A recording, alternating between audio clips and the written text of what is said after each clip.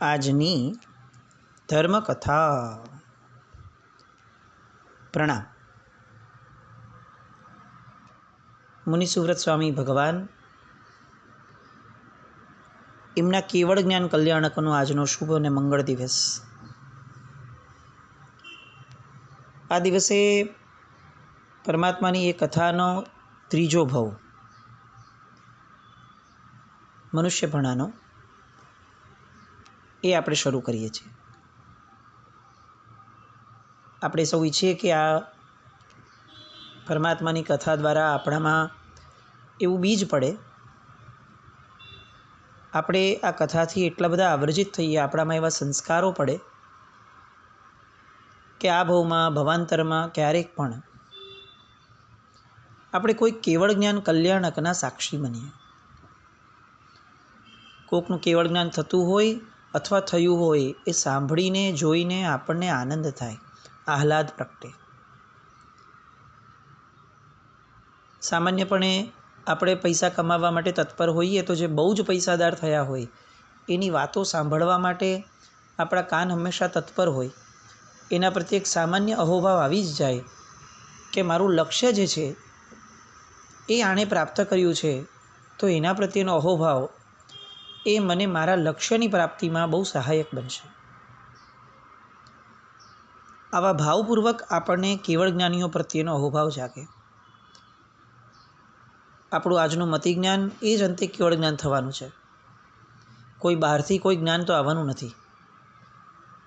તો આપણે આપણા લક્ષ્ય સમા આપણું અંતિમ જે પોઈન્ટ છે, બિંદુ છે, એવા કેવળ જ્ઞાન અને કેવળ જ્ઞાનની વાતોના રસિયા બનીએ. એવી શુભ ભાવનાથી આજની કથા શરૂ કરીએ. વિશાળ એવી ધરતી આજે જેટલી દેખાય છે એના કરતાં તો કંઈક ઘણી મોટી ધરતી. લૌકિક શાસ્ત્રો અને વિજ્ઞાનની દ્રષ્ટિએ આજે જે દેખાય છે એના કરતાં લોકોત્તર એવા પરમાત્માના શાસનની વર્ણવાયેલી આ ધરતી એ ખૂબ મોટી છે. ભાત ભાતના ક્ષેત્રો, અવનવા પર્વતો, અગણિત દ્વીપો, સમુદ્રો, નદીઓ અઢળક છે. માણસની પહોંચમાં જેટલો ભૂખંડ છે એના કરતાં તો અતિશય વિસ્તારવાળો ભૂખંડ એ આજે માણસની પહોંચમાં જ નથી.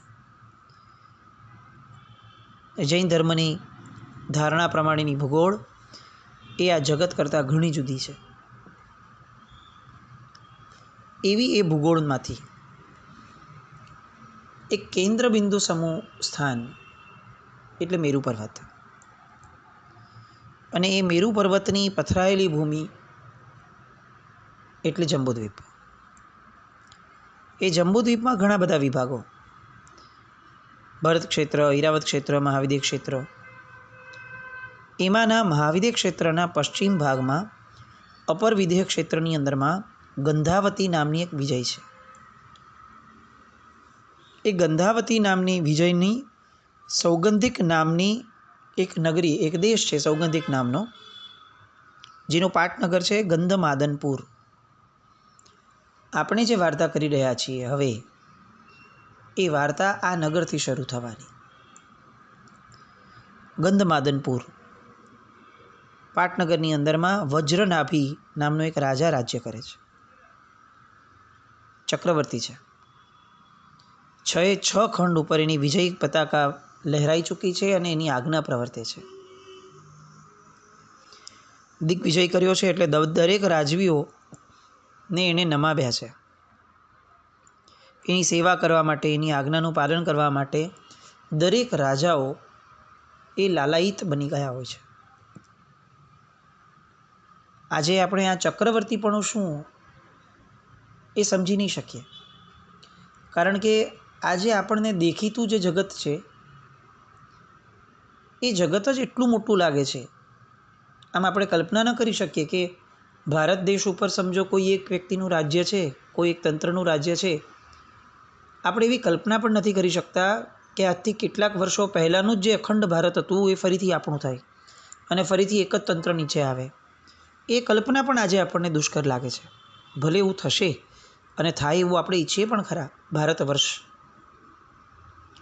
પણ મૂળમાં વાત અત્યારે એ છે કે આ એક ભારત વર્ષ પણ ભેગું થાય અથવા એક તંત્ર નીચે આવે એ જ્યારે કલ્પનામાં નથી, ત્યારે આવા 6 ખંડો એ કોઈ એક જ વ્યક્તિના તાબાની અંદરમાં આવે અને કોઈ એક જ વ્યક્તિ એક જ આયુષ્યની અંદરમાં આ બધા જ ખંડોને જીતે, દરેકે દરેક રાજાને નમાવે.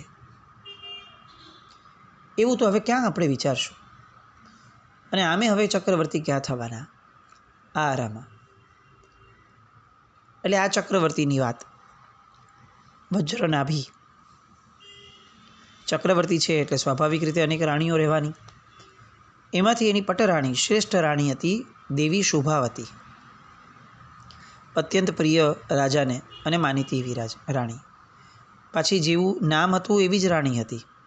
શુભાવતી નામ, એવા જ ગુણ, એવો જ સ્વભાવ, એવા જ આચાર વિચાર અને એની પતિનિષ્ઠા પણ એવી જ અજોડ હતી. રાજા, રાણી, પ્રજા બધા સુખેથી રહેતા હતા. એવામાં એક દિવસ એક ઘટના ઘટી. રાણી શુભાવતીને એક બહુ જ અલગ કહી શકાય, વિલક્ષણ કહી શકાય એવું સ્વપ્ન એ એમને નિંદ્રામાં આવ્યું. સ્વપ્નમાં એમણે એવું જોયું કે ચંદ્રમા જેવા એકદમ પવિત્ર વસ્ત્રો, શ્વેત વસ્ત્રો પહેરેલો, મુગટ સહિતનો, સર્વ અલંકારથી અલંકૃત એવો એક ઇન્દ્ર, દેવેન્દ્ર એ એમની સમીપે આવ્યો. દેવેન્દ્રએ એક હાથની અંદરમાં 1000 સૂર્યની દીપ્તિ છલકાવતું વજ્ર એ ધર્યું હતું. અત્યંત તેજસ્વી લાગતું હતું એ વજ્ર. એના બીજા હાથની અંદરમાં એક ઝળહળતું મણિયુક્ત કુંડળ હતું, કાનમાં પહેરવાનું. અને એ દેવેન્દ્ર પોતાના હાથેથી શુભાવતીને આપે છે સ્વપ્નમાં. અને આપતા આપતા એવું કહે છે કે લે, આ તું લઈ લે. આ ભલે એક જ કુંડળ છે, પણ એક કુંડળ પણ તારી શોભામાં અનહદ વૃદ્ધિ કરશે અને તારું કલ્યાણ કરશે, માટે તું સ્વીકારી લે. સ્વપ્નમાં ઇન્દ્ર આવી રીતે એને જણાવે છે અને સ્વપ્નમાં જ આ દેવી શુભાવતી એ ઇન્દ્રની સૂચનાનો જાણે અમલ કરતા હોય એવી રીતે એના હાથમાંથી કુંડલ સ્વીકારી લે છે. જેવા કુંડલ સ્વીકારે છે એવી દેવીની આંખો ખુલી જાય છે. બહુ વિસ્મિત હૃદયથી રાણી બેઠા થાય છે, રાજાની પાસે જાય છે. પોતાનું અલૌકિક સ્વપ્ન એ રાજાને વર્ણવે છે. સ્વપ્ન સાંભળતા સાંભળતા તો રાજા રાજી થઈ જાય છે અને એમણે કહ્યું કે રાણી, તમે અત્યંત ઉત્તમ સ્વપ્ન દીઠું છે. આ આપણા કલ્યાણનું સૂચક તો છે જ, સાથે સાથે આનાથી એવું પણ ફલિત થાય છે કે તમને દેવોને પણ વહાલો લાગે એવો એક પુત્ર રત્ન એ તમને પ્રાપ્ત થશે. અને જેવા અશુભ વેણ સાંભળ્યા એટલે તરત જ શુભાવતીના મુખમાંથી સહજપણે સરી જાય છે, દેવગુરુ ધર્મના પ્રભાવે તમારું વેણ ફળજો, અને શુકનની ગાંઠ પાડે છે. આવા સ્વપ્નો બહુ ભાગ્યશાળી મનુષ્યોને આવતા હોય અને એના ફળ પણ એવા જ ભાગ્યશાળી થતા હોય છે. આજની આપણી પરિસ્થિતિ એવી છે કે યા તો સ્વપ્ન આવતા જ નથી, અને આવે છે તો કંઈક આવા શુભ કહી શકાય, પવિત્ર કહી શકાય એવા આવતા જ નથી. એવું માનવાને કોઈ સ્થાન નથી કે આપણા બધાના ભાગ્ય બહુ ફૂટેલા છે કે આપણને આવા સાંકેતિક સ્વપ્નો જ ના આવે. એવું ન હોય. પણ મૂળમાં કોઈ પણ કાર્ય થવા માટે એને કેટલાક નિમિત્ત કારણો જોઈએ. જેમ કે આપણું પેટ ભરાવવું છે તો પેટ ભરાવવા માટે કોળિયો મોઢાની અંદરમાં જવાનું નિમિત્ત કારણ મળવું જોઈએ. ભોજન વગેરે સામે હોવું જોઈએ કે હાથની એને ગ્રહણ કરવાની શક્તિ હોવી જોઈએ. તો આ બધી જ ઘટના ભેગી થાય, નિમિત્ત કારણો બધા ભેગા થાય તો કાર્યકારણના નાતે ભોજનની એટલે કે ભૂખ જે છે એને ભાંગવાની પ્રવૃત્તિ થઈ શકે. શુભ સ્વપ્ન ક્યારે આવે, એનું નિમિત્ત કારણ શું હોઈ શકે, એ વિચારવું ઘટે. આપણે અત્યારે જે રીતે રાત્રે સૂઈએ છીએ, સૂતા પહેલાંની આપણી જે વૃત્તિઓ અને પ્રવૃત્તિઓ છે, એ જોતાં તો કદાચ આપણે પણ અપેક્ષાઓ નહીં રાખીએ કે આપણને સારા સ્વપ્નો આવે. આપણે સમજીએ છીએ કે આપણા નિમિત્ત કારણો એટલા બધા આપણે નિર્બળ રાખ્યા છે કે શુભતાને કદાચ આવવું પણ હોય ને તો પણ આવવા માટે કદાચ નો એન્ટ્રી જેવું બોર્ડ લગાડી દેતા હોય. ઘોંઘાટિયા અવાજથી આપણી નિદ્રા પહેલાંની સમયગાળાની એ ધારાઓ હોય. સંગીતો સાંભળવાના તો એવા વિચિત્ર અને બેહુદા સાંભળવાના કે જેનાથી મનના તરંગો ક્યાંય શુભતાને પામે જ નહીં. સૂતી વખતે મોબાઈલ હાથમાં હોય, ટીવી જોવું હોય, વાતચીતો પણ એવી જ થઈ હોય કે જેના દ્વારા મનના વિચારોને શુભનું વહેણ મળવામાં બહુ જ મુશ્કેલી થાય. અને ઊંઘ પણ પાછી એવા સમયની હોય કે જે સમયે તો એકચ્યુઅલી પૂર્વના મહાપુરુષો જાગતા હતા. એટલી મોડી રાત્રે સૂવાનું, આ બધી ઘટનાઓ ભેગી થાય અને કોઈ શુભ સંકેતને આવવા માટેનું નિમિત્ત મળે એ કઈ રીતે શક્ય બને? કદાચ આવા બધા કારણોસર જ આપણે અનેક ભાગ્ય આપણા સત્તામાં પડ્યા રહેતા હશે અને આપણે એને ભોગવી નહીં શકતા હોઈએ. આપણી આજની આ જીવનશૈલી એ અનેક શુભતાઓને અવરોધરૂપ બનીને જાણે બેઠી હોય એવું આપણું જીવન છે, દયનીય જીવન છે. અને છતાં પણ એ જીવનમાં આપણે સંતુષ્ટ છીએ. એ સૌથી મોટી દયનીયતા છે. જે સંતુષ્ટ નથી એની પાસે કોઈ પરાક્રમ કે સત્વ ફોરવવાની વૃત્તિ નથી. એ એનથી મોટી દયનીયતા છે. જેની એવી વૃત્તિ છે એને એવું કરવા માટેનો સમય મળતો નથી. એ તો કરુણતા છે. આપણી આ બધી દીનતાઓનો, દુઃખોનો કોઈ અંત જ ન હોય એવું એક વિશેષ સર્કલ એ આપણે આજુબાજુ લઈને બેઠા છીએ. એટલે હવે એ સર્કલની વાતો કરવાના બદલે મૂળ વાત પર, શુભાવતીની વાત પર આવીએ. બીજે દિવસે જ્યારે રાજસભા ભરાણી, રાજાએ પોતાના અંગત વ્યક્તિઓ પાસેથી સ્વપ્ન પાઠકોને બોલાવીને આ બધી સ્વપ્નની હકીકતો જે પોતે સમજી હતી એ એમની પાસે રીકન્ફર્મ કરી. અને થોડોક સમય જતાં સનતકુમાર નામના ત્રીજા દેવલોકમાંથી કુબેર દત્તના પુણ્યાત્માનું દિવ્ય આયુષ્ય પૂર્ણ થતાં ત્યાંથી ચ્યવન પામી અને એ શુભાવતીના ઉદરમાં અવતરે છે. ચ્યવન પામવું એટલે શું? ટેકનિકલી ચ્યવન થવું એટલે મૃત્યુ થવું. ચ્યવન થવું એટલે એક નવી શરૂઆત થવી. આપણે ઘણી બધી વાર સામાન્ય ભાષામાં પણ આવું બોલે કે આ જીવ ચેવી જશે. ચેવી જશે એટલે અહીંયાથી એ ગુજરી જશે.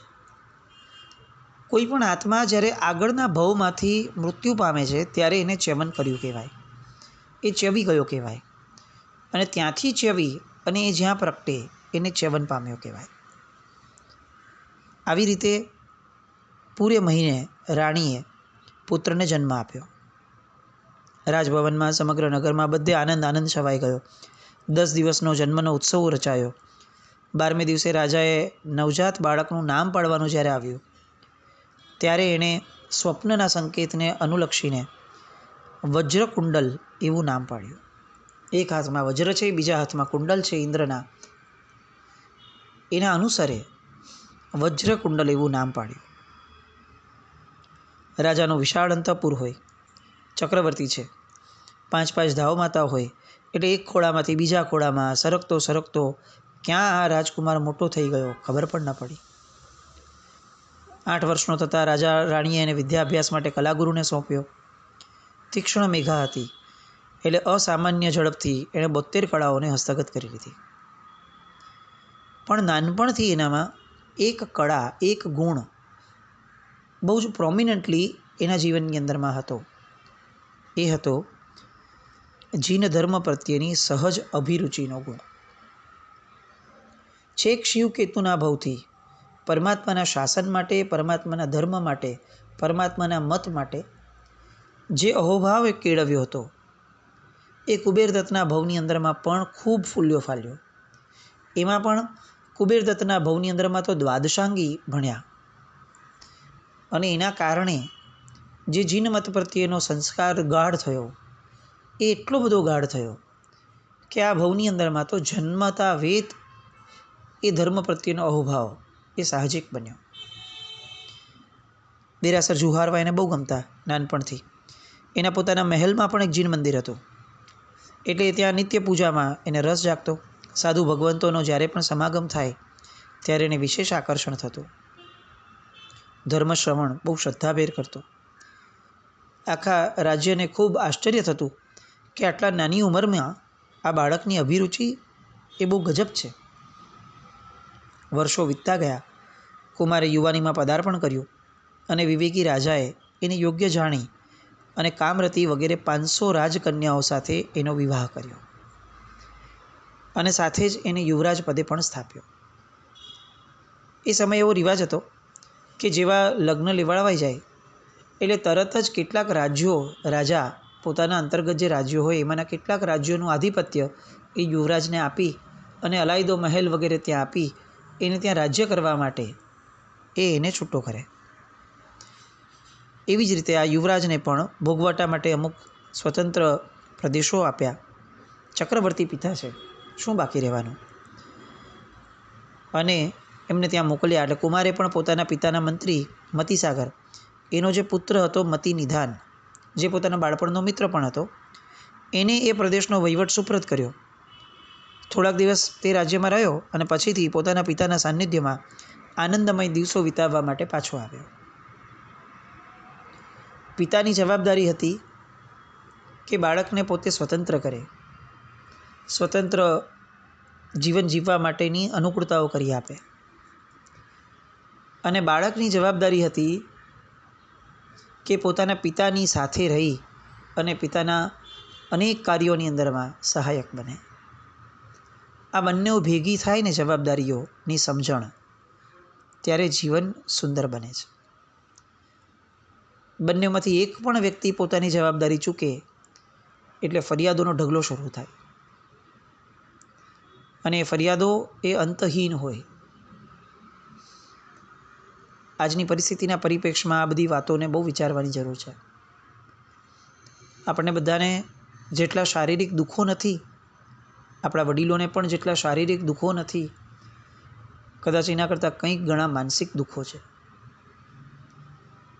અને એ માનસિક દુઃખોમાં પણ કદાચ વિચારવા જઈએ તો કેટલાક એ જગતે આપેલા હોય અને કેટલાક પોતાની સ્વમતિથી ઉપજાવેલા પણ હોય. આ બધાના તોડરૂપ અગર જગતની અંદરમાં કોઈ એક જ તત્વ છે જે બહારના દૂષણો, અંદરની ગેરસમજણ એ બધાને દૂર કરવા માટે સક્ષમ છે, તો એ છે પરમાત્માની વાણીનું શ્રવણ અને સમજણ. આપણે શ્રવણ ઉપર અટકી ગયા અને સમજણના સ્તરમાં ન ગયા, અને પછી આપણે ફરિયાદો કરી કે આટલા વ્યાખ્યાનો સાંભળ્યા પણ કંઈક ફરક ન પડ્યો. અહીંયા તો બધું જ બહુ જ સુપેરે ચાલતું હતું. આર્ય સંસ્કૃતિ હતી ને એટલે. હવે આ વજ્રકુંડલને એના જીવનની અંદરમાં એક મિત્ર મળવાનો છે, જે મિત્રની વાતો પણ બહુ જ રસપ્રદ છે. સુષેણ નામનો એક દેશ, સિંધુવીર નામનો રાજા, એની 2 રાણી વીરમતી અને પદ્મશ્રી.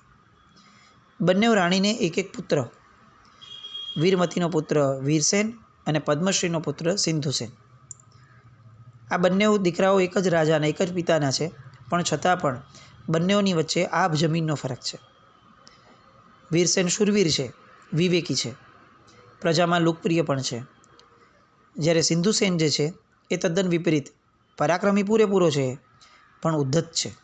પ્રજા સાથેનો વ્યવહાર એ એટલો બધો નબળો હતો કે પ્રજા આપમેળે એને નકારતી. વિનય અને વિવેકનો છાંટો પણ નહોતો. પણ આ સિંધુસેન એવું ભાગ્ય લઈને આવ્યો હતો કે એની માતા જે હતી એ રાજાની સૌથી માનીતી રાણી હતી. પદ્મશ્રી સૌથી વધારે માનીતી રાણી, એનું આકર્ષણ ખૂબ રહેતું. બીજી બધી રાણીઓ કે બીજી રાણી ન ગમે એવું નહીં, પણ પદ્મશ્રી પ્રત્યેનું આકર્ષણ રાજાને હંમેશા વિશેષ રહેતું. સમયનો ક્રમ પૂરો થતાં વીરસેનને યુવરાજ પદે સ્થાપવાનું નક્કી કર્યું, કારણ કે એ મોટો દીકરો હતો એટલે સામાન્યપણે એ યુવરાજ પદે સ્થપાય. જેવી રાજાએ જાહેરાત કરી એને યુવરાજ પદે બેસાડવાની એટલે તરત જ રાણી પદ્મશ્રી એ વિફરી. જો વીરસેન યુવરાજ થાય તો મારા દીકરાનું શું થાય? આ ચિંતા થઈ. ચિંતામાંથી ક્રોધ જન્મ્યો, ક્રોધમાંથી વિષાદ જન્મ્યો અને વિષાદમાંથી વૈર જન્મ્યો. હવે આ પદ્મશ્રી રાજા પાસેથી કેવા કામ કરાવે છે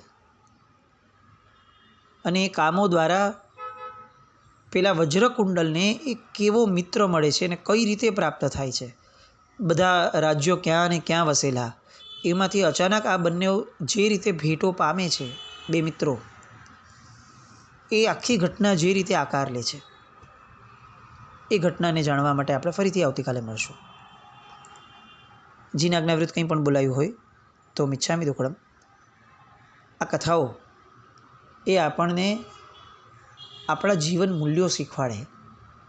આ કથાઓ એ આપણને આપણી ક્ષતિઓનું ભાન કરાવડાવે અને એમાંથી બહાર આવવા માટેનું સત્વ પ્રગટાવે.